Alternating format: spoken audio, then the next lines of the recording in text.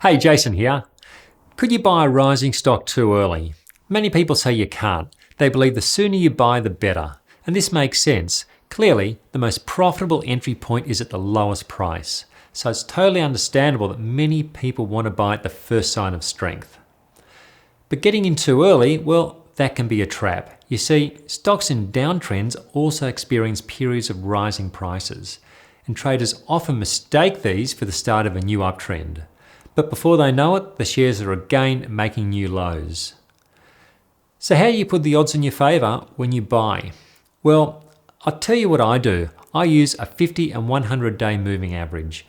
I won't go into detail about moving averages now, that's a story for another day. But I will say this, my moving average combination is slow to react to price changes. Check this out. This is a price chart for EML Payments. My system gave a buy signal for the shares as they were breaking higher. Now look closely at the lines on the chart. These are the moving averages. I'll only buy if the red 50-day average is above the blue 100-day average. There are of course other entry criteria, but these don't come into play unless the averages cross. But could the entry point have been better? Some people say that a 50 and 100-day moving average combination is too slow to react.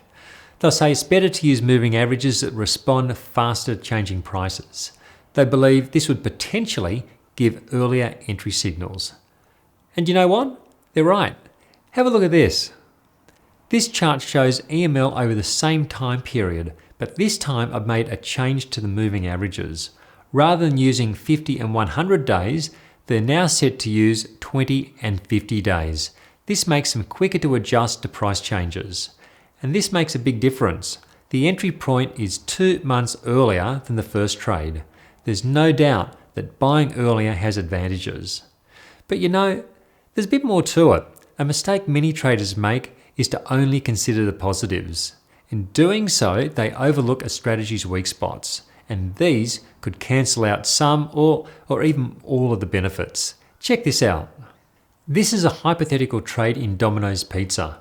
It uses 20 and 50-day moving averages, just like the previous example, but this trade ends in a loss. You see, the rally that triggers the entry isn't the start of a recovery, it's simply a correction within a larger bearish trend. The shares still have a long way to fall. This is the flip side of fast-acting indicators. They often produce more false signals. Now have a look at what happens when we switch back to the 50 and 100-day averages. Focus your attention on the moving averages. You'll notice they never cross. The system classifies the stock as being in a downtrend and does not trigger an entry. Remember what I said earlier? I use moving averages that react slowly to price changes. This is because they calculate the average share price over periods of 50 and 100 days. Yes, every trader wants to buy early, but this could come at the cost of higher turnover and more losses. You may find that any extra profit goes towards paying for the full starts and a larger brokerage bill.